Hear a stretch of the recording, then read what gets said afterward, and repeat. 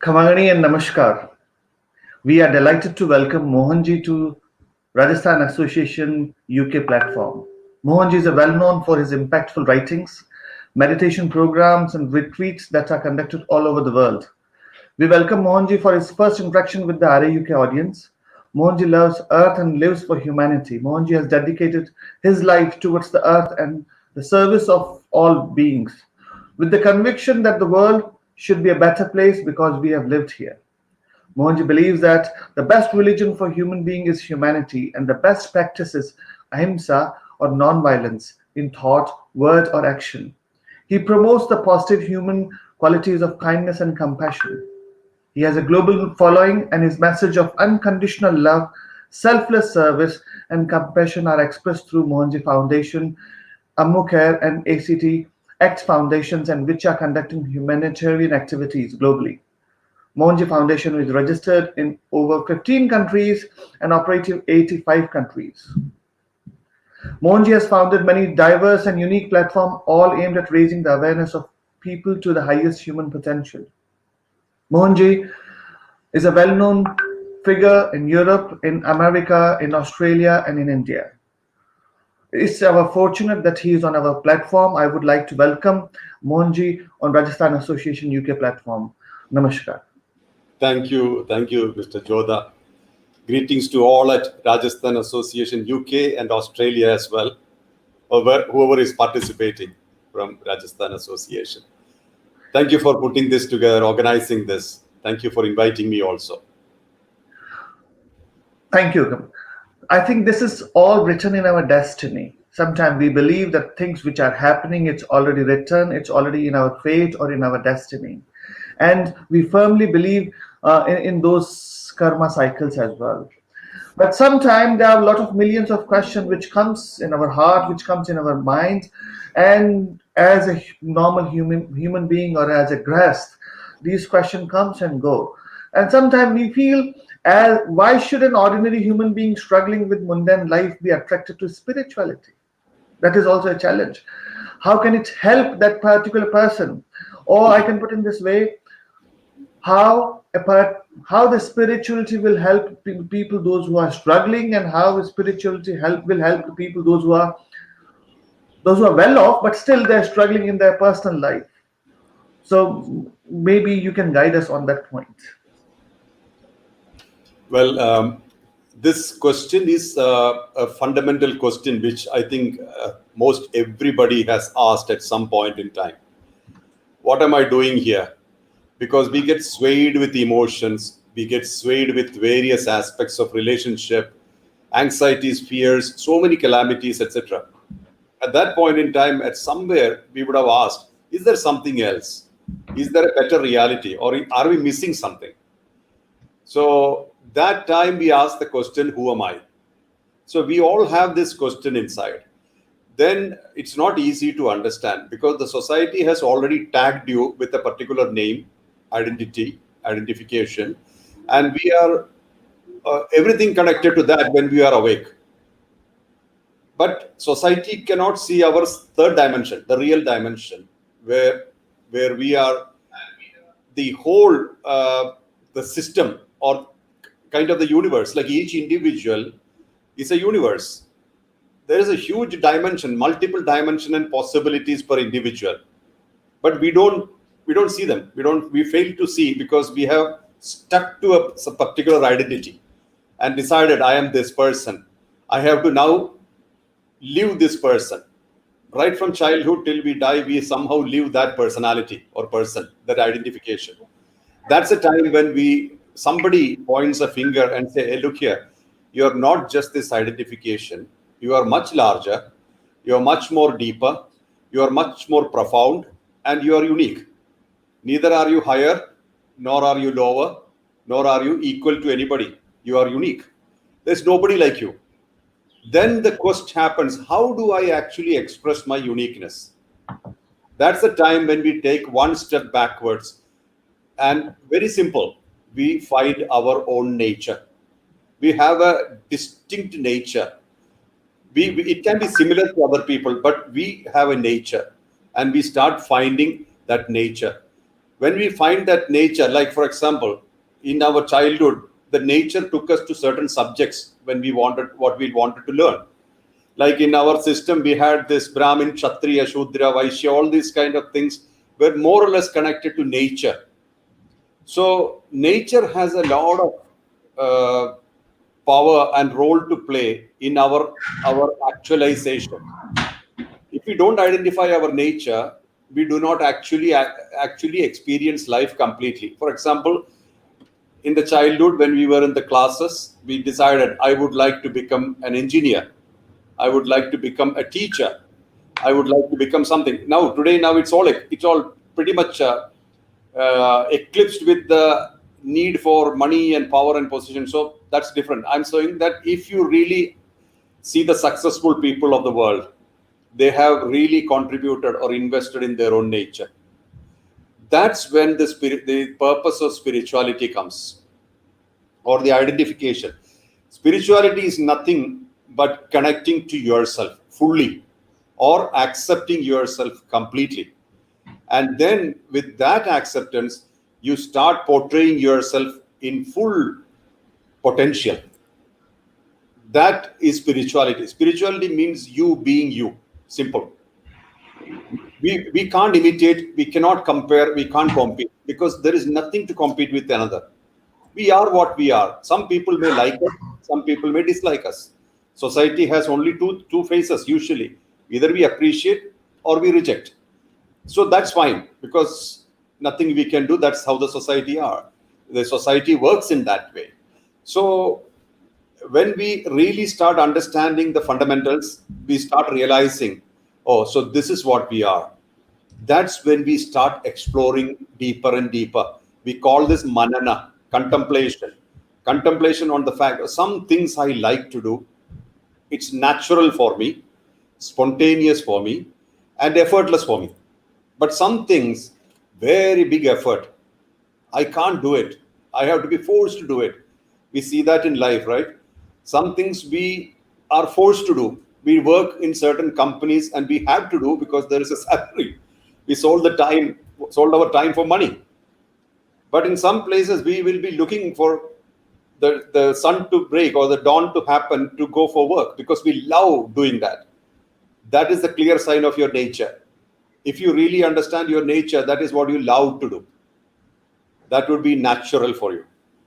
But if it is not your nature, we call it parakarma also, means unnatural for us. We have to be forced to do. Even in spirituality, it is that. Bhakti yoga, jnana yoga, karma yoga, raja yoga, all these are connected to nature. They are flavors. For example, a person who's heavily into bhakti will not be able to vibe with somebody who's practicing jnana yoga or who's in that path, or even a guru who's in that order of yoga. So this is as simple as that. Identifying oneself, accepting oneself, connecting to oneself, and then making the best use of this existence just because you accept.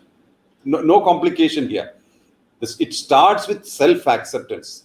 Then it comes to self-respect, because when you really start understanding yourself, you realize that you are a huge universe waiting to be explored. And that literally opens you up. And this is no rocket science here. This is a natural thing which happens to people. And then you're not chasing anything. You're not worried about chasing anything outside. Instead, you are using that time to really, really dig deeper. Am I the emotions? Am I the intellect informations? Or am I the things which like possessions and positions? Then we realize that we are none of this, but we are much larger. So this is approximately why people are looking for spirituality, because that is something which you can't substitute. This is something which is a necessity. But unfortunately, people think that rituals or an activity is spirituality. Absolutely not. Activity is not spirituality. Spirituality is being you. It's not, sometimes you may not be even doing anything, but you really totally occupied with yourself, completely contented and completely balanced within, and you attain high levels of awareness. The growth in spirituality is connected to awareness. You start experiencing higher realms of awareness spontaneously because you are occupied with yourself. Everything you need is within you.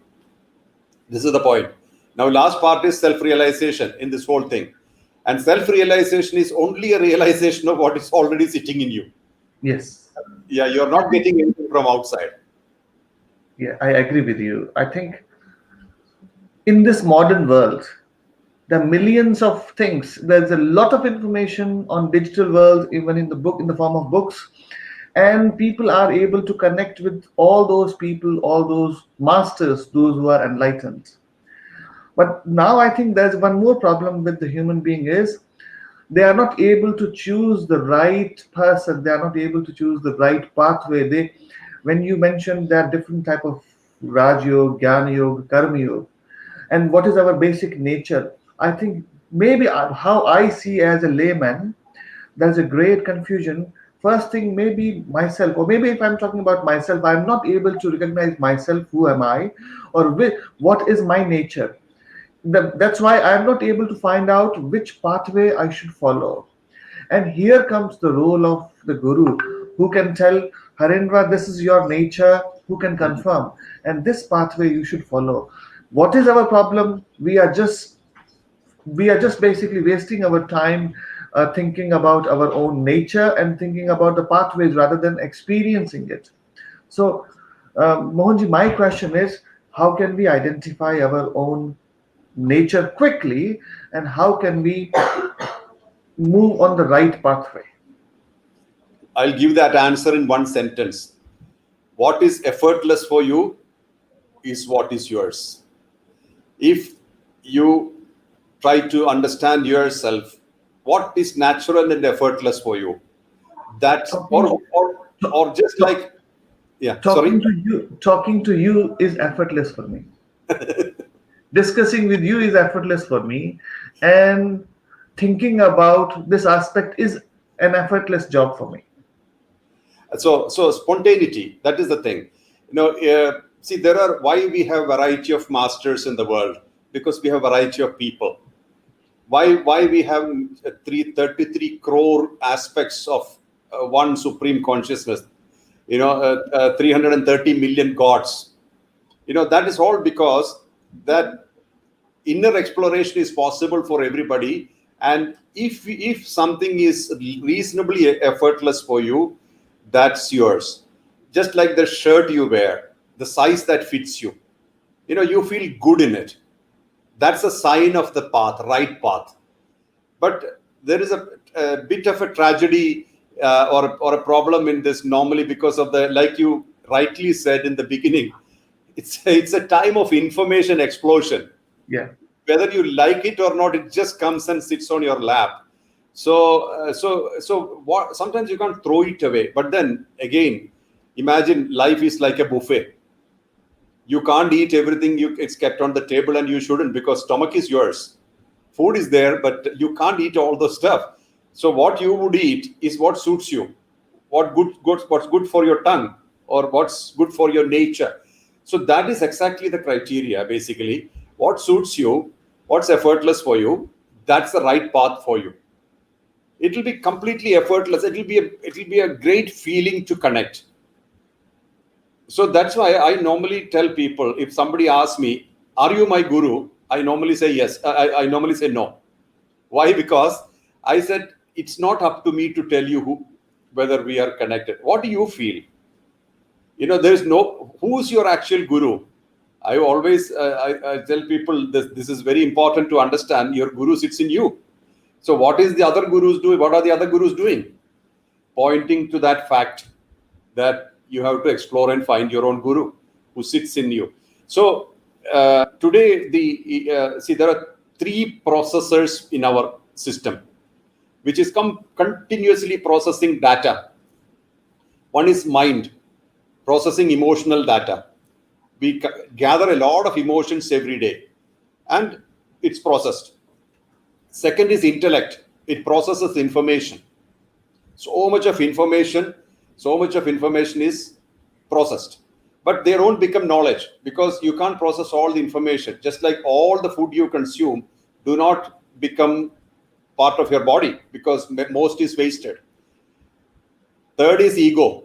Ego is processing things connected to ownership, like positions and possessions. Possession in the society, who you are in the society. So these three are continuously working, and they need data, or they need food to eat. Ego needs food, like respect, appreciation, honor. These kind of things are very happy for ego. Ego is very happy. Then information, so many complicated information. Conspiracy theories are very, very happy. I mean, it's an intoxication for intellect. Then we have emotion. All the soap operas are running very well because people love it. It's automatic feed for our emotion. So this is how we are occupying with the world outside.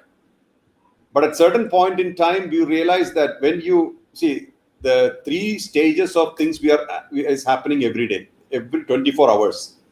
First is that we are occupied with the external world. That is our waking state. Then we are occupied with our internal world, the stored data, the memories. That is our dream state. Then we cut off internal world and external world, and we completely shut down. That is the deep sleep state, 3 hours, 3.5 hours every day. These three states we are going through every day. We do not even recognize that on a normal day life. We only recognize the waking state. Then it's all eclipsed. Then it comes back. So we need to understand what gives us more clarity, what gives us more stability, what gives us more balance is the right thing for us. This is individualistic. Of course, gurus do point out, provided they connect to the guru for a good time period, a good period of time, good time period, so that there is a connection happening between two people, and then the guru would say, look here, so you're wasting time here. Probably you should concentrate on this aspect.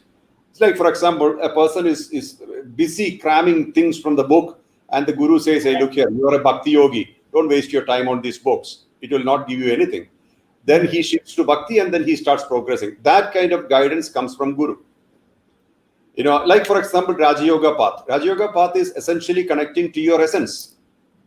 No books or no devotion or other things are really meaningful in Raja Yoga path. It's more of inner exploration. So the guru will tell you, hey, look here, who's sitting in you? Start watching that. That sometimes suits the Raja Yoga guy.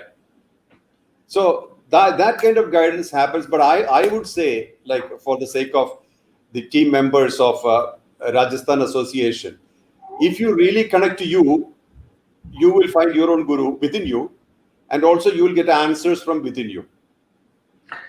I have a similar question from Vikram Singh ji. He is from Rajasthan Association Australia, and I think he wanted to ask about Guruji. Vikram Sure. Singh ji, are you online? Pranam Mohanji. Myself, Shekhar from Australia. Nice to see you. I wanted to know how to find a guru. Well, I would say do not find. Instead, sharpen the question, the answer will come. I will tell you my example. When I used to go to Himalayas very often, I was working in the shipping industry. But every time I get holidays, I used to go to Himalayas. I did not know what I'm looking for at that time. This is early 2000s, in my 30s. I was not knowing what I'm looking for, but I used to go, and I did not know meditation, and I refused to connect to somebody who would give me a package deal. Because what happens with that is that it's like you go to the supermarket and buy something, and it's a processed food. I thought that if I cannot experience something, it's not worth it. This was my simple philosophy was, I should experience it. Otherwise, I don't want it. I don't want theories. I don't want people telling me something, okay, this is probably better. I want to feel, I want to experience. This was my benchmark.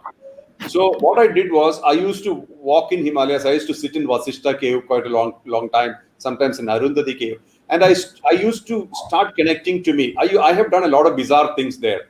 Like I sit in Ganga, neck deep, and it was dangerous, After a while, your whole numb, your body is numb because it's very cold. That's all stupidity, absolute stupidity. I will never recommend something like that, because if you flow away, then there will be no enlightenment, only dead body. So this is like, I would say that anything experiential is important. Means when you take a step in spirituality, or let's say you're not taking any step, you start realizing the importance of spiritual world within you. This is all within you. There's nothing outside. That time you start realizing, hey, look here, I must know a different dimension. And benchmark is very simple. There are thrust of thoughts, right, on a daily life, a continuous stream of thoughts, flowing thoughts. And when you start exploring yourself, they start distancing a little bit. I mean, there are gaps between these thoughts. It's not like one thought and another is waiting to come, like in a hurry, like a queue. That stops, and there are gaps happening very slowly. It will take time. See, I took months and almost 6 years to completely settle down in my silence. And I always used to do it at 3 a.m. every day. I was a country head of a company at that time, a corporate company. So I had a villa. I was alone, and I used to 2:30 a.m. I used to take a bath. I didn't have hair like this. It was very, very short. It was like, so it's easy to wash my head, and now it takes a long time. So earlier it was easier. So I used to wash because if you wash your body at that time, immediately you feel different. Otherwise, you will want to go back to bed. This is human nature. We are all like that, right? So 3 a.m. to 8 a.m., 5 hours. This is my personal time. I did not sell that to anybody. After 8 a.m., I sold my time to the office. Then up to 6 or whatever time I work. Then because I was the country head, there were parties and get-togethers and stuff. Whatever happens, 2:30, I get up. So this was continuous for a long time. And it started getting deeper and deeper into me, because that's the time when no phone call comes, nobody disturbs you, you're perfectly fine. And fortunately, that time there was no Facebook or WhatsApp. So people have to send SMS, text messages. So it was easier. So I used to connect to that. And it took a long while. At one point in time, one of the I tell you this because if you're seeking sincerely, this may come handy. Because whenever I get holidays, I used to go to Himalayas. I land in Delhi, take a car, go to Rishikesh, like that it goes. Then one day morning when I was sitting and meditating, suddenly I felt, why am I going somewhere to find something? What do I get there? Like, for example, when I go to Himalayas, I feel very peaceful. Not exactly Himalayas, the activities that I do, all those put together, I felt very peaceful. I'm happy. But when I come back, again back to the same jungle, then I said, why am I going to somewhere? I'm going in search of peace in some place. And I come back, peace is still sitting there. I'm coming back. So what is this whole drama about? And that literally shook me. I thought all my practices are fundamentally wrong. That was like everything crashed. Then I completely lost my momentum. I thought that I'm wasting time. And still I refuse to be a disciple of any guru. Because you know what, when I went to whatever I met, they were mostly trying to sell something to you. I was not interested to buy something. You can buy, of course, but see, you can't buy the experiences, right? Like, for example, you can buy food. If you do not have appetite, that doesn't become an experience to you. So everything is connected to that. So I decided, okay, I have to search and find it myself. And this is my journey. And I don't have to tell anybody. I'm not responsible for telling this to the world. Even if the world appreciates or rejects, I have no problem. So it was fine. That's the time when I literally started exploring the silence inside. I should not go anywhere. Sitting in London or sitting in Australia, sitting in Himalaya, sitting in Bangalore, where I'm sitting now, it's the same. It's about you. Then I started going into the deeper modes of silence. So that's when the whole perspective started changing. Then I started experiencing different dimensions of existence.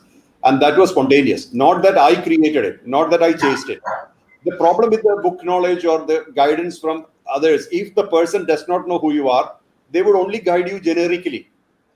Okay, you try this, you try that. So you tend to going through the process and you feel, hey, look here, I've been stupid. I've been not been able to do anything. It's been kind of a routine, going in a rigmarole. But at the same time, even if you're not progressing, you start connecting. See, one fundamental question you can ask: what am I doing here? Why do I need gadgets or anything external for my satisfaction? is there a way that I can be satisfied even without anything? And the answer would be yes. And then slowly you start understanding your involvement and your detachment, that stage, how deeply are you involved, for example, with places, with people, with certain things of life, materials. All this you start seeing in a particular perspective, and then you can easily, like as if you spread your mind on the sky. Imagine you spread your mind in the sky. You're lying down on a turf or grass garden and a blue sky, and you spread your whole mind there, and you can see everything, all your attachments and detachments. At that point in time, you can actually put things in perspective much deeper. So in my case, I decided that I am too much involved in the world of noises. So what is the alternative? The source of noises, which is silence. See, a sound comes. Where is the sound coming from? Silence. And where does the sound go to? Silence. So I decided to go into the root of everything. Then its perspective again changed later. The source is sitting inside the sound itself. Like, for example, the root of every sound itself is silence. Not where it comes from and goes back, but what maintains the sound itself is silence. Thus went deeper into silence over 6 years or so. It took time. But then later on, I came back to the world of noises, but not as another noise. I came back as silence, not as another noise. That's when people started coming to me. So this is as simple as that. So actually, if you ask the first step is about self-acceptance. You're not going to compare yourself with anybody, nor compete yourself with anybody. It's waste of time. You are unique. There is no compromise here.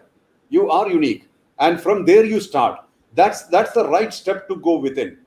We have all the weaknesses of the world possible, weaknesses from the world, as everybody. We have all the strengths as well.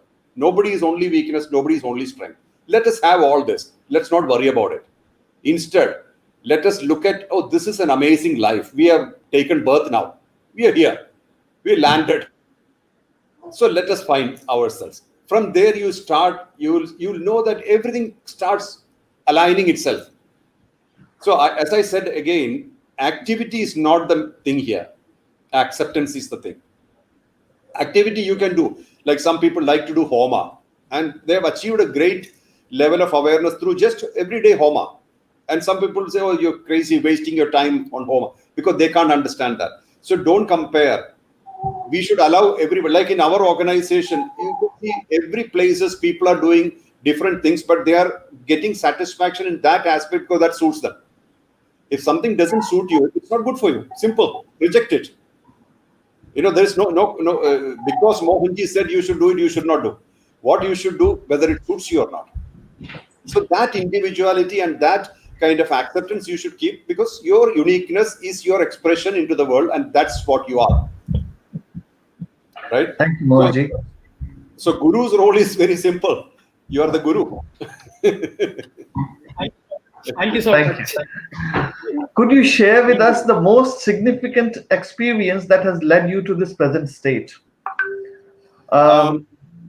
Yes, please. The experience which has transformed you. But before you share, I just remember suddenly when you were talking about that we should follow one pathway, whichever is the right way.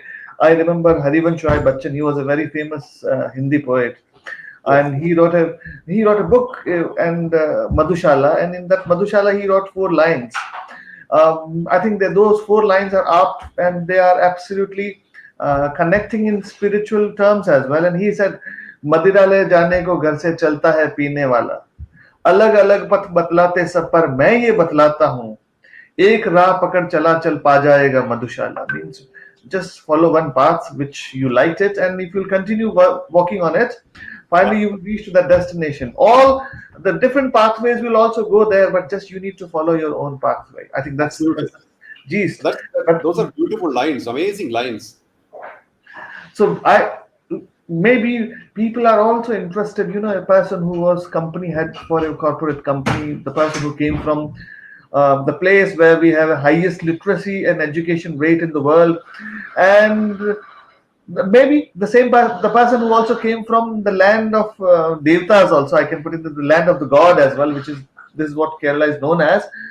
How come? Which experience has transformed your life, and what was that particular experience?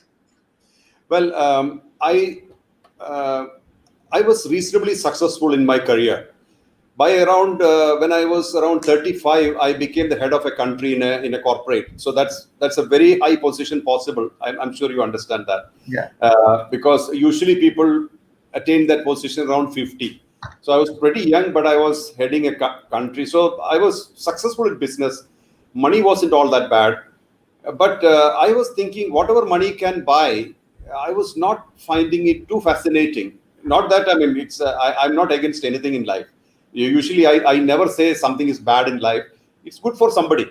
But I would say that I explored all aspects of life. And then this was boiling up inside. I wanted to know what is more permanent, what is more realistic in life. This was more interesting for me. And then 1995, a child was born to me. And I was very close to her. Her name was Ammu, and I was very close to her. And in 2000, August 23rd, suddenly in a road accident, she died. So, see, at a certain point in time, your world becomes your child. That's the most important thing of life. And this is common. I mean, basically, like everybody connects to their children more than any other relations. So, natural. I was also connected like that. And she taught me a lot of lessons. I was madly chasing the world of success, or probably I was very effective in my career. But then I got a clear understanding that this is not it. This is not it, because this is never ending. It leads to one, and then you made profits. Now next year you made more profit, you make more profit, and that goes on and on and on. So it was really important that you need to find a stability and in whatever you are. So then, so I started inner exploration soon after my daughter was born, and I had started reading some books. Basically, one small poetry, let's say poetry, it's more of a poem for me, by Adi Shankara, the Atma Shadgam, that Mano Buddhi Ahankara Chittaninam. I'm sure all of you heard it. Mano, I'm not the body, I'm not the mind, I'm not the intellect, I'm not the ego, I am Shiva. Mano Buddhi Ahankara Chittaninam. Naja Shrotra Jihve, Naja Krana Netre, Naja Vyoma Bhumir, Na Tejo Navayu, Chidananda Rupa Shivoham Shivoham. So that particular thing, I was spontaneously chanting inside. I had no clue why. This was, see, this is like saying I'm completely denying all the things which I thought I am. And I'm saying I'm Shiva, but I can't feel it. Where is Shiva? Where is Shiva? And is it a picture or an idol outside or something inside? So I had a feeling that this is something inside, not something outside, because if something cannot be experienced, it's not yours. If there is something which you cannot experience, that's not yours. And on August 23rd, when my daughter died, as Mr. Jodha said, Kerala is a state of literacy, but also skepticism. So you don't accept things easily. Yeah. So you start experiencing. If you can't experience, you take it. So I decided, if I can't experience it, doesn't matter. I mean, it's not real. So I decided to explore it. And then after Ammu died, I went to Himalayas first time. So and I made sure that I will not get stuck in some kind of a ashram or something and just follow some technique and try to eclipse my sorrow, or try to kind of camouflage it, mask it, or escape from it. You got to face it and face it. So then that's how it happened. So the turning point means literally pushed me from one lifestyle to another. But I still worked until 2012. That is 12 years more I worked. But then that kind of a shift happened in my life, and then I started connecting to Himalayas, and then the shift started. So the quest, the keen quest to know who I am, or what is this whole story about, or what is this this sloka saying, Shivoham, what is this? If I can't experience, it's not mine. So that made me, or that was my momentum, self-inspiration, let's say. Thank you, Mohanji. We also have a Rakhi ji, and she is based in London. She is very active in voluntary work, and she's also active in Rajasthan Association. She got a relevant question, which will straight come from her, Rakhi ji Galot. Namaste, Rakhi. Namaste, Namaste Mohanji. First of all, I would like to thank you for letting me sitting in front of you and asking a question. So thank you and warm greetings from my side and RAUK. And I would like to understand that in this mundane world, where everywhere you go, everything you do, you are bound to get affected by the negativity or disapproval and a lot of things which you don't agree to. So how to keep sane? How to keep sane mentally, emotionally, and in action? If you can Yes, guide. yeah, I understand. Yes, Rakhi, that you can't avoid. The wears and tears of the society you can't avoid, because not everybody will appreciate you, not everybody will criticize you. So it's a mixture. So let us look at what is the root cause of most of our disappointments. It's expectation. We have an expectation automatically linked to every action. We sometimes can't control it. We are kind of helplessly expecting. So each time you expect, you start watching that. Don't do anything, just watch. Hey, I'm expecting this from my child. I'm expecting this from my husband. I'm expecting this from the elected members of the society, like the president of the country or prime minister of the country or the ministers. So as we expect more and more, the chance for disappointment is also very high. So expectation causes disappointment, and with disappointments are added up, that affects our own balance, equilibrium. So we need to be very careful here. This is our life. We go to experience it and we go to enjoy it. It's nobody's business. So what we need to do, see, end of the day, we are alone, right? We are born alone and we will die alone, and this whole journey called life, we are almost alone. So we need to understand that I have to make my experience pretty neat and clean. And for that, you need to let all the things happen. Just watch, okay, this is happening now. And do not take anything as a problem. There are no problems in life. There are situations which you need to tackle. See, when you start thinking of something as a problem, automatically resistance happens. We start resisting. We wouldn't even know. We wouldn't even imagine that we are resisting, but then we are resisting. And that resistance gives tremendous pressure. And sometimes it affects our self-esteem. Hey, my whole life is struggle. It's not that life is struggle. It's that we are habitually resisting. By habit, we are resisting. So this resistance continuously makes you sick. Resistance also means blockages, energy flow. So why we resist? Because we take more things as problems. Instead, we take things as situations. Okay, this situation has come. I have to handle it. Another situation has come. I have to handle it. So whatever comes on your plate, that's what you have to handle. So living in the moment, accepting things as it comes, and don't think this you are to be blamed. Don't blame anybody. Don't criticize, judge, or blame yourself, nor criticize, judge, or blame other people. So that you become free from this emotional triangle or whatever, rectangle, square, whatever. So we do not have to waste our time on criticizing, judging, comparing, blaming. Waste of time. Instead, what we can do instead? Okay, this has happened. Let me sort it out. Another time it happens. Let me sort it out. Finally, it goes away. A situation when you are calmly facing it with calmness, it evaporates. It dries up.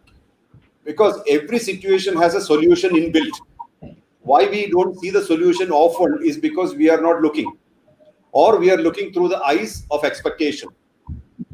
So imagine I expect a lot from you. It becomes pressure for you and pressure for me. Imagine I said, I would like this to happen, and I leave you free to it. Probably you will perform better than that. better than the expectation is possible. This is very clearly you can see with children. I like to discuss with children. Hey, look here. See, these are the possibilities. Now I leave it to you. And invariably they outperform. They do something better because they have their intelligence, and they put their intelligence on this situation, and they make a better result than the usual possible. So that discussion, no argument, no fight, no wars, just discussion. And also we should never think that all the people in the world should accept us. That's not possible. The whole world will not accept us, nor the whole world will reject us. There will be acceptance, there will be rejection. That is connected to frequencies. We have our inherent frequency. We are continuously communicating with the world within our frequency. So this frequency, if it matches another frequency, we are talking. Otherwise, one person is judging and the other person is struggling in the communication. We have seen that in life, right? Sometimes we are bending backwards, forwards, sideways to prove to somebody, and they wouldn't care. We wasted the whole time. This happens in life because we decided that everybody should like us. So if we stop thinking like that, it need not be, and always be honest with your expressions, and whether people like it or not like it, you are always honest, sincere, and without expectation. You will be very light all the time. And then so many people will say, how are you cool all the time? You're so cool. How can you be calm in the situation? Because that's your nature. That's your birthright. Mohanji, I think the response which you gave, maybe we all can relate in our own lives. We have made our life so complicated that we do overthinking. We also link with a lot of things. And when we do and when we discuss things, it seems sometimes that we have a lot of thoughts in our mind rather than simple process. But I will just deviate a bit from the subject. Monica Khanna, who is watching us live, she asked a question and she said, Mohanji, when you had a darshan of Sai Baba, how did you feel?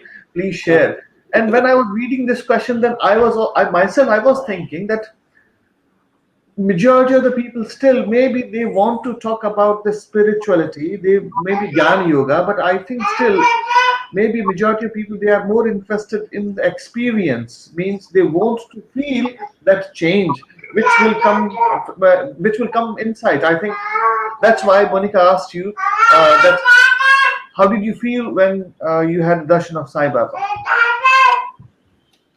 Wonderful. Yeah, Sai Baba is what a master, master par excellence. You see, I had no idea about Sai Baba for a long, even up to 2000, I didn't have much idea about Sai Baba. And my first encounter with Sai Baba is there was one group of people in Gujarat. Group means it's like a television company who, see, those times the Star TV was very popular.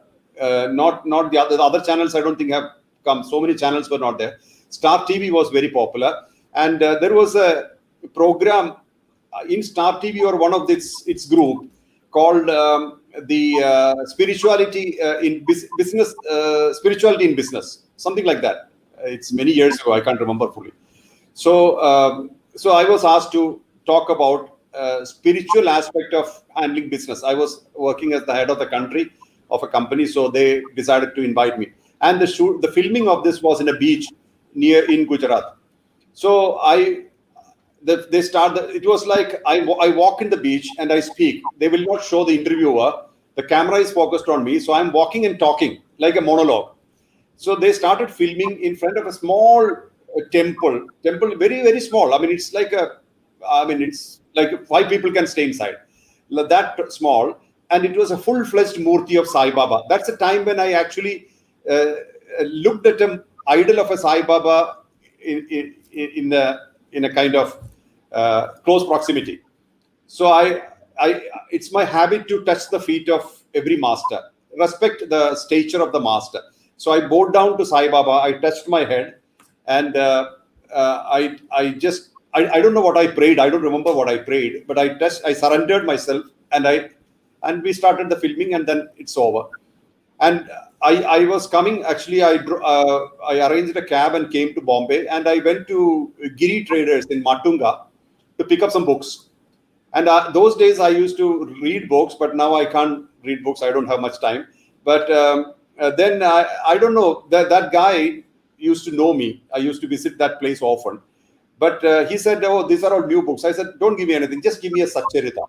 I have no clue why I said that. It was not a well thought of or well planned suggestion. I just said, I like to have a Satcharita, Sai Satcharita. I picked up the book, and it was only 30 rupees, 20 rupees or 30 rupees, very small amount. And I was surprised. And I started reading. Then I reached Kerala later, and I almost read 50% of it. And that's the time when I had started Ammuke in 2003. And we started charity activities in India.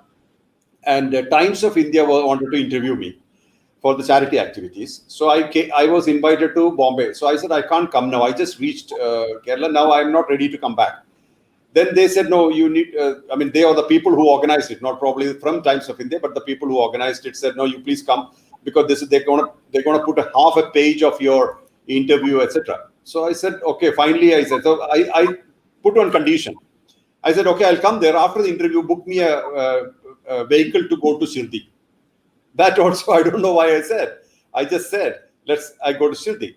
And that's exactly what happened. The interview was finished, and I went to Shirdi, and I reached there first time. That's the first visit to Shirdi. And I did not know anything much about Shirdi Sai Baba, because I have read only half of the book so far. The rest half I have not read. And I reached there. When I entered that place, that time it was not this crowded. This is 2004. So it wasn't all that crowded. And the moment I reached there, I started having like goosebumps all over my body, as if I know this place. I know the whole area. I was here before. Some kind of a deja vu kind of a feeling. And then by the time the Aarati was on, the evening Aarati, they said, sit down. So it was not crowded. So not so many sentries and so much of queues, etc. I went straight and I sat down, and I could see Baba's idol, and they were doing Aarati. And the whole body was like vibrating. And I only prayed one thing, Baba, all these people have come to see you, bless them all. That's all I prayed. There was nothing else coming in my mind. I had my darshan. Next day I left for Bombay, and then I went. And then the encounter, which probably Monica was thinking about, is that that was much later, probably a couple of years later. By the time I was more connected to Shirdi Sai Baba's thing, I used to visit temples in the Middle East also. And one day I had a meeting in Bombay. It was a corporate conference. So I had a meeting in Bombay, and whenever I used to come to Bombay, I used to go to Shirdi. So I arranged the taxi at the airport, taking me straight to Shirdi. I finished the darshan, then I come back to the conference. So I go one day early. This was what I used to do at that time.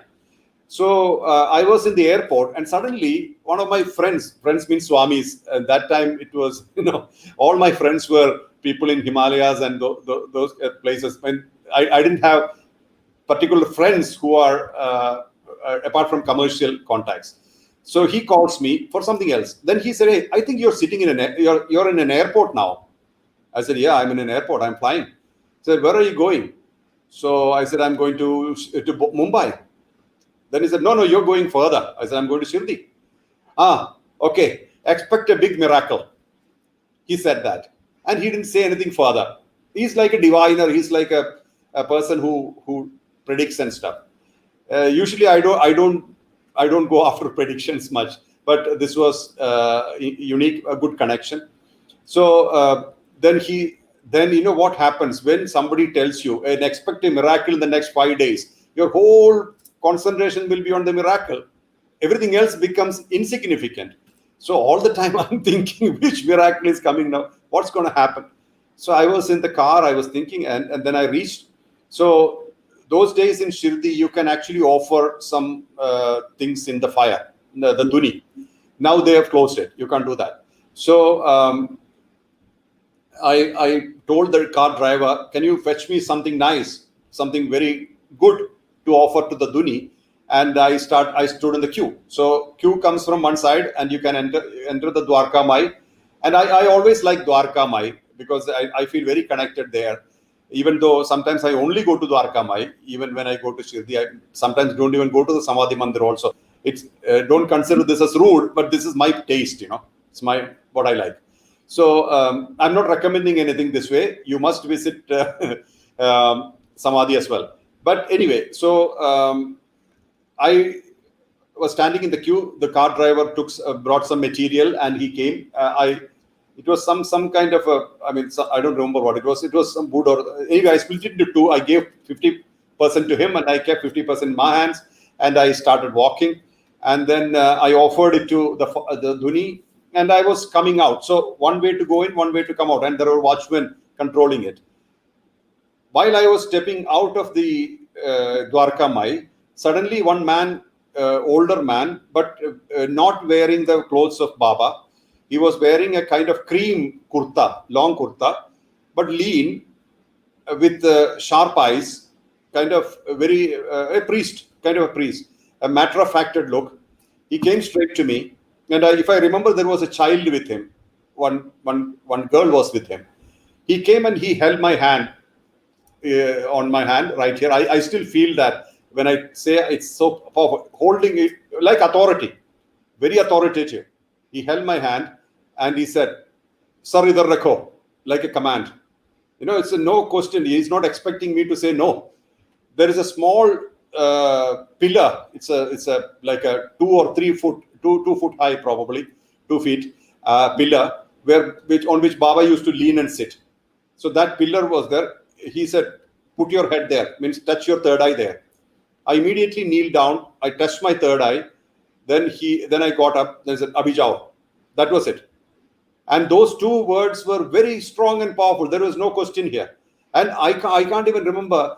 There were a lot of people in the queue behind me. What happened to them? When I was doing all this, the watchman would have shouted, "How come you keep moving?" And I didn't see that. There's nothing else. And that time it was me only and that experience. And then I came out. When I came out, I suddenly remembered miracle. Where is the miracle? I called this Swami. "Swami, you told me about a miracle. I'm going back now. No miracle happened." Then he was silent for some time. Then he said, "Hey, Baba came and met you. What else you want?" I said, "My God, that was Baba? I could have touched his feet. I missed it completely. You did not specify that Baba will come and touch me. You should have told me more clearly. Don't just say a miracle. I was thinking something will fall from the sky. Nothing fell. So I was not so happy that it didn't happen." Then that was a big shift in my perception. After that, things started changing. I started connecting deeply with Baba. And but you know what? I don't talk much about Sai Baba because I was told that around that time I was told you will be known in the world as Mohanji, and I was never promoting myself. Even now, I don't promote myself. If people contact me, I answer. Otherwise, I don't tell anybody I'm a guru, I'm enlightened. I don't do all this because it's not necessary. But stability is that part. I can't even imagine how much of stability Baba gave me. And that stability is reflected in the Mohanji foundations of the world now. So basically, I would say that if Mohanji is existing today, it's because of him, because of Baba. So this is approximately the thing which I think Monica wanted to know.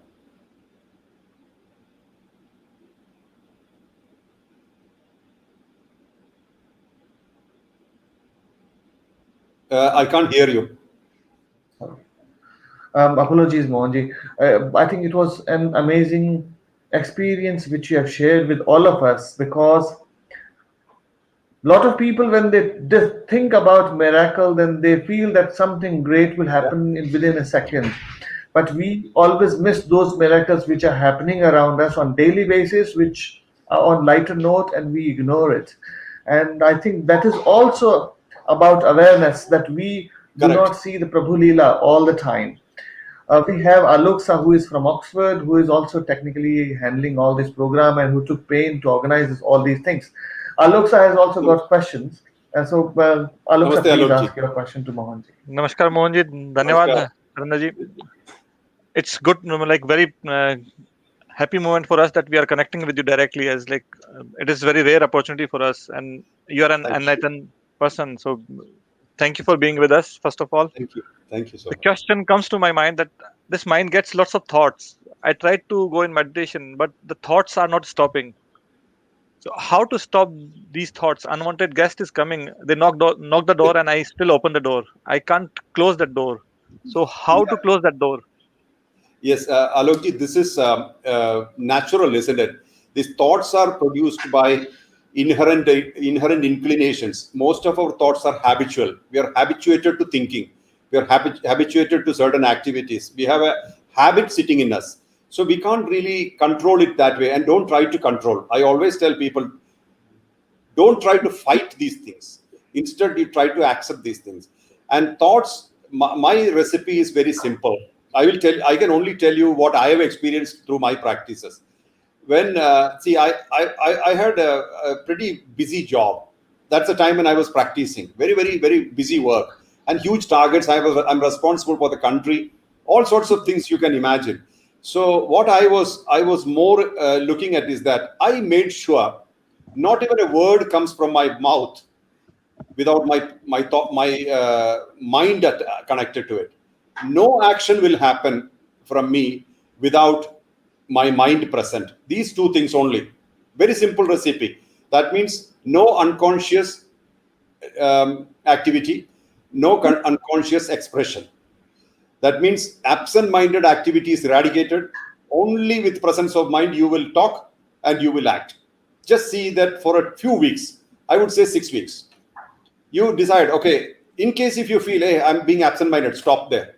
Freeze. Then start acting with, see, it's like islands, all the time you can't do that because mind automatically goes back to habits. Yeah. This is human mind.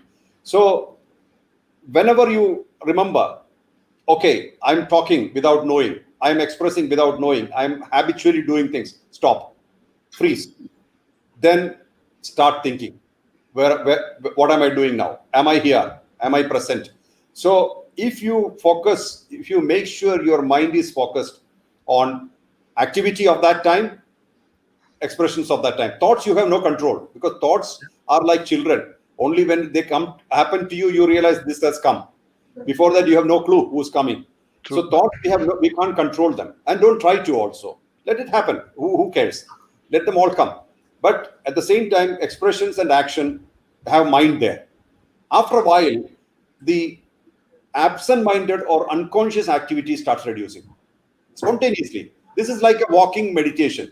Consider this as not sit down and meditate. See, sitting down meditation, the problem is for a busy personality, sitting down in meditation is more or less like collecting the pieces of the day together.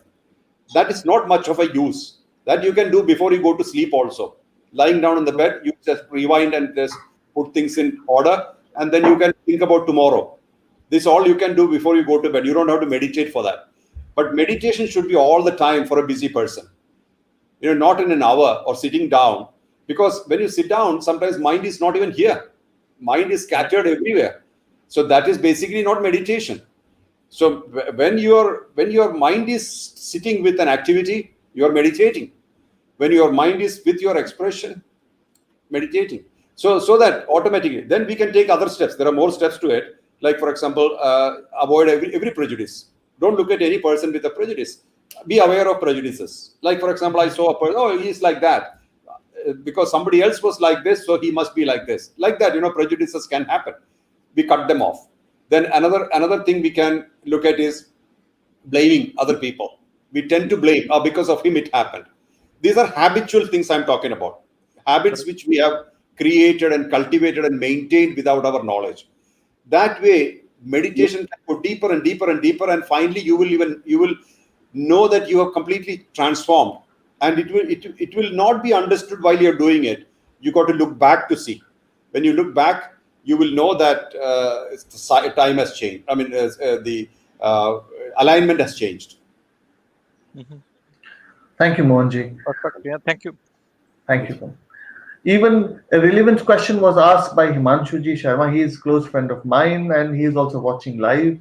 And he said that as you are in a Kriya Yoga field, and have you come across any living realized master at any point? If you have come across any living master, then can you please share any experience with any such person? Many people. You can't miss them. Now, I'll tell you about one experience. Since you asked about Kriya Yoga, I'll tell you one experience. I was invited to a marriage in Rajasthan in a palace. I can't remember where it is. I drove from Delhi to this beautiful palace, and the marriage was in the palace. So, the crowd sometimes doesn't attract me too much.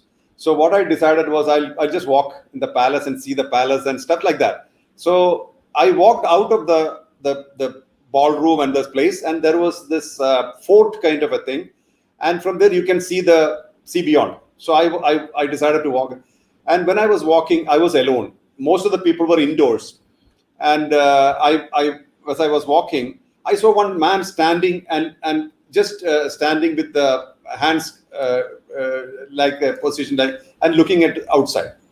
So I went towards him. I don't know him. I went towards him and I looked at his hand. I could realize that he's practicing Kriya Yoga. See, there are certain signs people can't hide.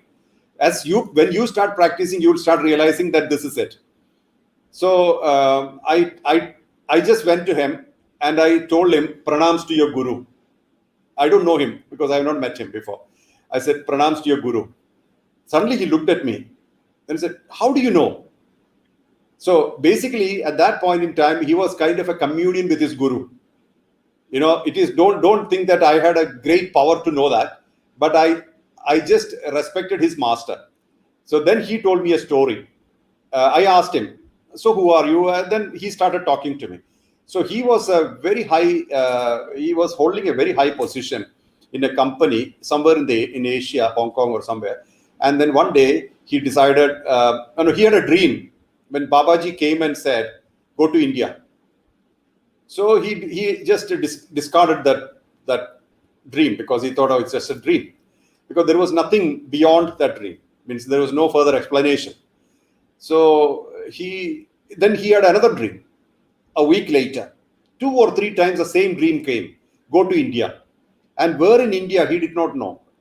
So he decided, he went straight to, I think, since it's Asia, I think he came to Chennai or whichever place. Calcutta or Chennai, I think.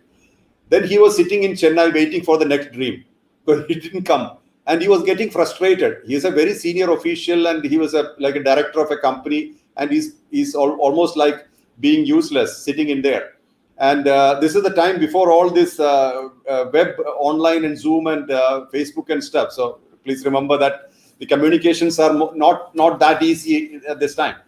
And then he was sitting there. Suddenly he had another dream, go to Delhi. Immediately he caught a flight. He went to Delhi. Again, he's sitting in a room waiting for the next dream. And then finally, I'm cutting the story short. He was sent to Calcutta. From Calcutta, another dream came. It all took 3 or 4 months. So it's not immediate dreams. And he's waiting for the dream. You just imagine that. And then the dream was that your guru is waiting for you. The dream was your guru is waiting for you. And he had no clue who's the guru. Finally, he was directed to a school teacher in a village. A village had about 50 or 60 huts or small houses. And there was a small school, which is a lower primary school, like small children. And there was one teacher. And apparently Babaji told, "This is the guru." So he went to the teacher and said, "Please teach me." He started laughing. "You're very big, but I'm teaching small children. How can I teach you?" He's a big guy. Then he said, "No, but I've been guided." Then he said, "There is something you have to teach me. You have to give me, impart to me." So he said, "Sir, I think you are terribly wrong. Somebody had misguided you. I know nothing. I'm a school teacher. I hardly can teach these children, and you're wasting your time." But he decided, okay, this much effort is made, so he must find it. So then he found a place to stay. It was near a cow shed, in a hut, in a cow shed, and the stink was unbearable for him because he's not used to all these things. There was no electricity, water, everything was a problem for him. But he made it. Every day he will go to the school and every day the teacher will throw him out. Like that it went. And finally, after a month and a half of this ordeal, he decided, okay, enough is enough. I'm going back to Hong Kong. And then Hong Kong or wherever, Asia. Then he was packing the bags, and he has to go on a bullock cart to a neighboring road to catch a bus. So 5 or 6 kilometers he has to go by bullock cart. So he was preparing, and next day he had arranged a car to take him. And night, this master comes to him. Then he said, hey, look here, I'm not your guru. I didn't lie to you. I'm not your guru. Your guru is sitting somewhere else. And that to reach that place for almost 3 hours, you should not breathe. Means you have to contain your breath for at least 3 hours. I will train you there. I will train you how to control breath. That's all I can give you. Then you have to find your guru. So when I met him, he can actually hold his breath for about 2 hours. That's what he said. So he's got miles to go until he can actually control his breath for about 3.5 hours. Because he said there is a tunnel or something like a cave, which there's no oxygen, there's no air there. So you have to go through that, and finally you'll reach a place where the guru is sitting there, his guru. So I mean, at that time itself, I could feel that he's quite high, and he was totally detached from the world, and as if there's no external world for him. He was only internal world. The mind, intellect, ego, these 3 processors which are focused on the outside world had all already turned inside. And when it turns inside and there is no additional data coming from outside, what happens? The internal data gets eaten up. So all the memories, all the things starts getting eaten up, right? So he was almost empty when I saw him. And I told him, I'm very happy to meet you. That is one of the people I said in the Kriya Yoga path I met. Then, of course, I had, I'm sure probably you would have known about my encounters with Babaji, which is in a blog already, Babaji Beyond Definitions. That was a big turning point, and Babaji, actually, I'm deeply respectful to him for guiding me to the golden path, because he's the one who said that you got to go and teach people. He's the one who gave me the Kriya. So I'm deeply grateful. So there are so many things we can explain this in leisure.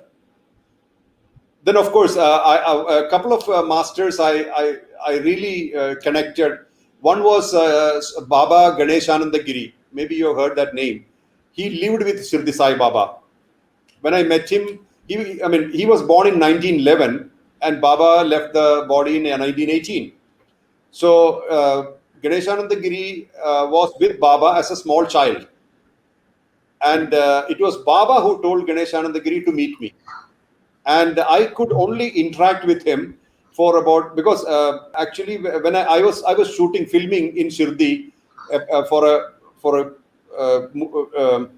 a program called Sai Mahima, and I was there. At that time, one person contacted me from Dubai and said, look here, you want to meet somebody who lived with Baba? There is this master. I said, of course. I mean, come on. I'm looking for somebody. I thought there's nobody who lived with him. And then he gave me the number. So I thought he will have huge fan following or disciples and that kind of thing. So I gave the number to one of my close people and said, please call and ask for an appointment for Mohanji to come and meet. Say that Mohanji wants to meet you. And when she called him, he said, meet me at Gurustan in Shirdi. And I did not get that message. I was busy filming. So I did not get the message. And suddenly I'm getting a call from a hotel. They said, Babaji is waiting for you here. Please come quickly. My own number. The call came in my number. I rushed from the filming. And there, Madhu was there with me, I think, at that time. Somebody, yeah. So then we went and met him. So he said, I was been waiting for you. So he's actually, now when I went there, his head was towards the door. He was lying down. He can't see me coming up the stairs. But when I climbed a few stairs, he said, Mohanji, ajao. So he was a powerhouse. Shubhashri, you should get that book to Mr. Jodha, the boy who walked with Sai Baba. He was a powerhouse, and I only could associate with him because he left his body in 2016.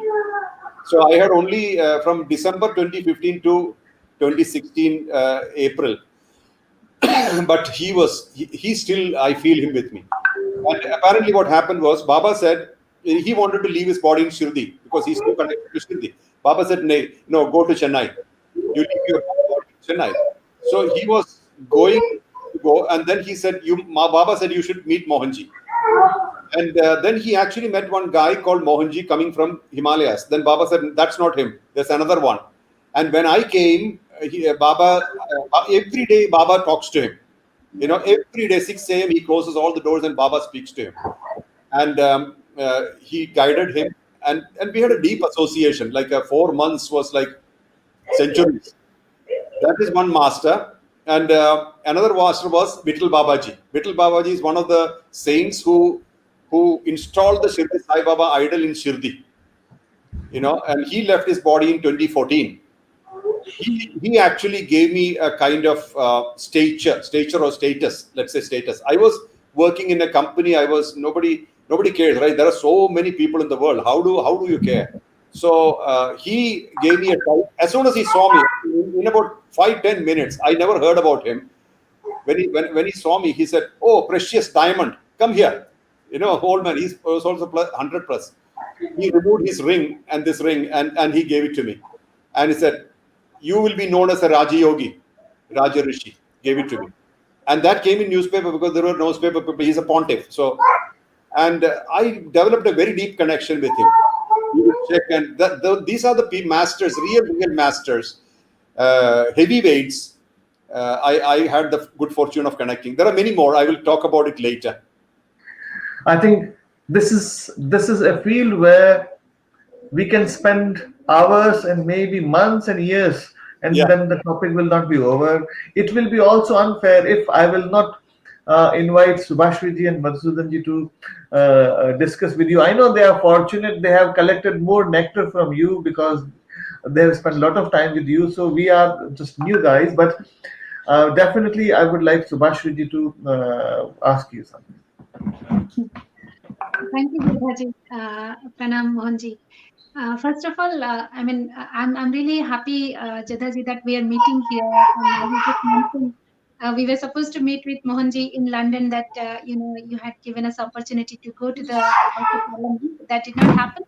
We look forward to that. But since our association is anyway really close, and I know how much you love reading and connecting to Mohanji, and it's equally. So there is one common factor that I have observed within our association, in last few months or almost a year now, is the factor of compassion. And Mohanji always, the two great pillars of his teachings is unconditional love and compassion to every being of Mother.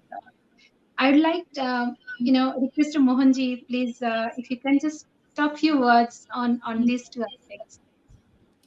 Well, these are highest aspirations or highest refinement which human beings can express. See, we have every option. We can be anger, hatred, jealousy, revenge, all those things. Kama, krodha, lobha, moha, mada, matsarya. That is natural. That's all gravitational. Correct? And then we can also be compassion, kindness, unconditional love, selflessness. This also. That is the higher level. That is the levitational. So it's our choice. Whether we would like to be in a gravitational, which is natural, right? Then no effort. It's a tamasic thing. Inertia leads you to kama, krodha, lobha, moha, normal things. I'm not saying anything is good or bad. It's all experiences end of the day. But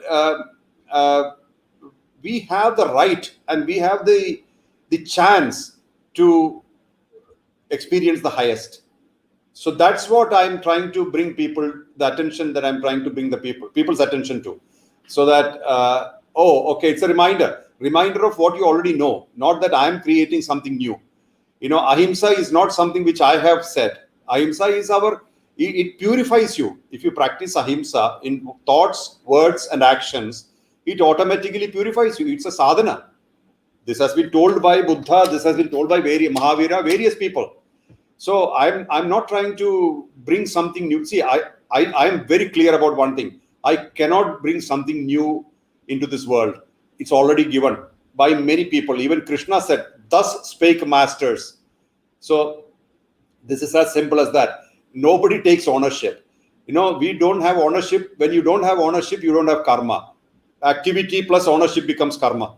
So we're very clear about this. But when you start experiencing or expressing compassion, when you express compassion continuously, kindness, selflessness, purity in thought, words, action, no violence, all the time, then you become so pure and so clear. And that's your message to the society. What else you can give to the society? What other message you want to give to the society? I was talking to some people in Brazil a couple of years ago. So there was that time there were a lot of calamities going on, I think, connected to politics. Then one of the politicians was there. So he asked me, Mohanji, what do you suggest? I said, ahimsa. When everybody is angry and upset, you express peace. That makes more impact than this anger. Everybody is shouting, but you are being cool. It will give a great effect. Like, for example, somebody is shouting at you and you're smiling. That person will feel like an idiot, So because this is exactly the thing. Are we able to remain that cool and calm? We can, provided we accept ourselves. If somebody gives you something which you don't want to buy, you can say, I don't want to buy, I can't use it. Like that, there are so many things in the supermarket which are tempting you with the special prices. But if you don't want them, you won't take them, right? This is our choice. So we have a choice like this in life. Some things we say, I don't want it. Thank you very much. I love you, but I don't want this.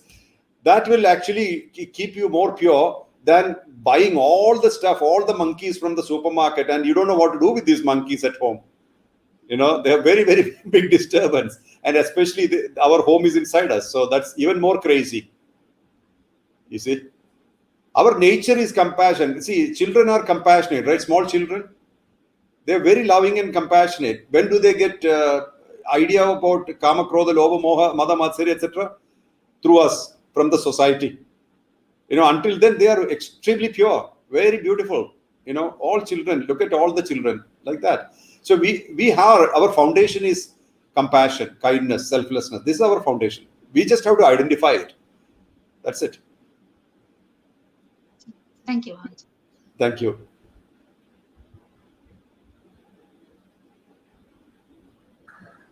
Thank you, Mohanji. And this was today, I can put in this way, it was a really great journey for us. It's just a part of that big journey. Before I would like to request something, maybe I will request Madhusudanji. So at least he will not go home with this feeling that I didn't ask Mohanji anything. So I would rather say Madhu can talk about what he is doing, what we're trying to do in the world. Because we communicate most every day. If you have a question, I'm happy to answer. No, I thank you, Jadaji, for giving me the opportunity. Like Mohanji said, I'm fortunate to be able to have contact with him on a very regular basis. I just want to ask one question, which we are jealous. One of our motto of the foundation is adding value to the world. I thought it would be good if you could, Mohanji, share a few points about how each person, irrespective of which walk of life they are in, how they can spread some positivity and do something from their side. Because many people think that you have to wait for a long time before you can do something for the world. But one of your teachings is that wherever you are, you can actually be of benefit to the world. So I thought it would be good if you could share a few insights on that. That was my question. Definitely. This power and potential of an individual should never be underestimated. See, why we sometimes fail to do things, or why we sometimes refuse to take a step, is because we don't trust ourselves. We believe that, I can't do like what he does. I can't do. I'm not this person. I'm not as good as this person is. We have complexes which we have cultivated over time or developed from the society as well, from childhood. I'm tall. I'm not tall. I'm not good looking. I'm dark, or I can't speak well, or I can't. Various things. You can imagine all sorts of things which we think.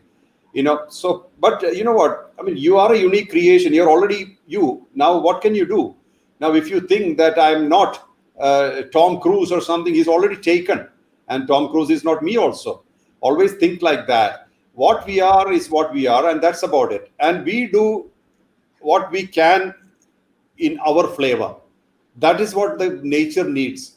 Nature needs our flavor, not the stereotype flavor. Otherwise, the world would have created everybody alike, right?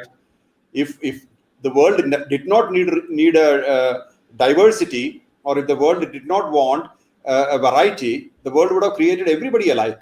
We will all think alike, talk alike, walk alike. Then what's the fun?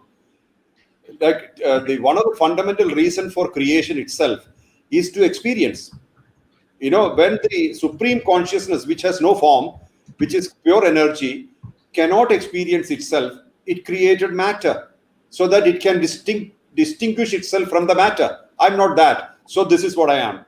So the basic creation itself is for that differentiation. Then why are we afraid of providing our uniqueness into the world? I have never seen anybody in life who is complete, who's not up to the mark, or who has deficiency. It's except in the mind. You know, when people say, oh, look here, see, I can't do that because I'm not you. I always say, look here, you don't know how much of an introvert and a private person I am. But look what I'm doing now. If the necessity is to communicate with people, it will happen. And people will accept, or many times the fear is that people will criticize you or blame you. Let them blame, let them criticize. See, many times I have fallen in life before I learned to walk. This is the truth of life. So why do we worry about falling down? Falling is an experience. Okay, I fell down. I made a mistake. Let's make mistake so that we know what is not a mistake. But if you are afraid of mistakes, what will four people say? Means four people means society. Say, then we will not do anything in life. And who loses it? Who loses? We lose. You know, the society will not care because society has its own worries and problems. But we lose it because we lost a great opportunity because we refuse to experience out of fear. So we should not be afraid. I can't talk to Rajputs here. You know, you people have no fear. So you're fearless. I remember I was standing for election in Delhi University. I was sharing my space with a person from Rajasthan. He was a Rajput. He came and told me, you know what? I'm proud of you. I said, why are you proud of me? You're a brave man. I said, thank you. He was a proper Rajput, you know, Chauhan. So he was very happy with me. Anyway, but what I mean to say is that we should never be afraid of what society says. People who have eyes to see will see. Blind people cannot see. If they complain, why should we worry? You know, those who have really eyes to see, you have to show nothing, they will see. If you try to prove to the world, even if you prove to the world, prove what you are to the world, if they are blind, they can't see, then you are wasting time. Don't try to prove to anybody. Instead, do your best into the world. That becomes an expression, a larger signature. It's a signature of yours in the world, and the world will respect you today or tomorrow. Sometimes it so happens that the contemporaries cannot see you. That's not your fault. But the posterity will always honor you, which has happened, right? You know, if you look at many of the great masters, the contemporaries did not respect them. They were eager to kill them, you know, to dispose them off. But later generations considered them as a legend or a great master. So this is how the society works. So let us not worry about other people. Let's not waste our time proving to people. We portray our truthfulness. If people have eyes to see, they will never leave us. They will be with us. And we can make a huge team, huge, powerful force. It's a movement, right? It's a movement we can make. Movement of kindness, movement of compassion, movement of liberation.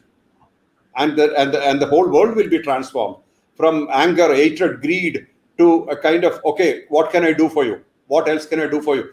That totally changes the world. You see?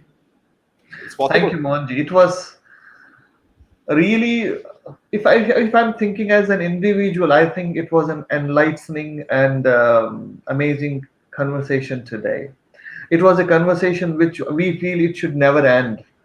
There's an old couplet from Urdu Ghazal. It says कि हजारों ख्वाहिश ऐसी कि हर ख्वाहिश पे दम निकले, बहुत निकले मेरे अरमान लेकिन फिर भी कम निकले. मोहब्बत में नहीं है फर्क जीने और मरने का, उसी को देख कर जीते हैं जिस काफिर पे दम निकले.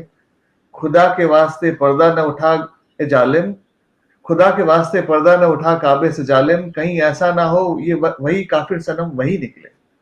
So wherever we will go, whichever curtain we will raise, probably we will find our love, our lover, and the person whom we love a lot. We will find the same person and same guru in this, in each and every place. Yes. So it was really an insightful conversation. Maybe I feel this is a beginning. It's, and I hope this beginning will continue. It will basically create a foundation for all those things and all those activities which we really want to do in future. As an individual, I am also looking, who am I and what exactly I need to do in life. Maybe the right person will guide me at some point and I will try to act on that particular pathway. But I can truly tell you that at the moment, this conversation is very spontaneous and natural to me. I am not putting any energy and any effort.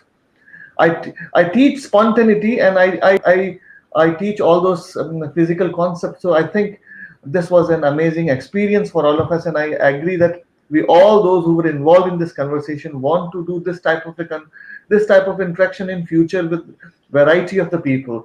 And we would like to thanks to you, thanks to the whole team, thanks to Mohanji UK, Madhusudanji, Rakhi Vikram Singh ji, Alok Sa, and all those people who were involved and those who are listening and watching us. We will be back, and I hope Mohanji will show us the right pathway. That's a request from all of us. Thank you. Thank you very much, Mr. Jodha. It was a pleasure. Actually, I felt like I'm talking to some old friends. I don't know why I'm saying this, but I felt like that, as if we know each other for a long time. There was nothing awkward there was no awkwardness in the communication. Yeah. I felt so.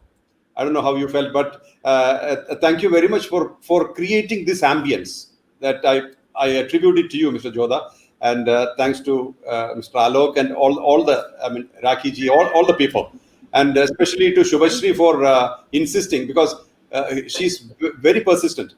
Yes. You know. but in a positive way, definitely. She does a lot of work. Yeah, Madhu hardly sleeps because of me. But anyway, thanks to all of you and to all the Rajasthan Association UK, Australia, and all of you. Have a great life. Let you all be blessed always, and always you should have positivity. I wish you positivity. I wish you strength.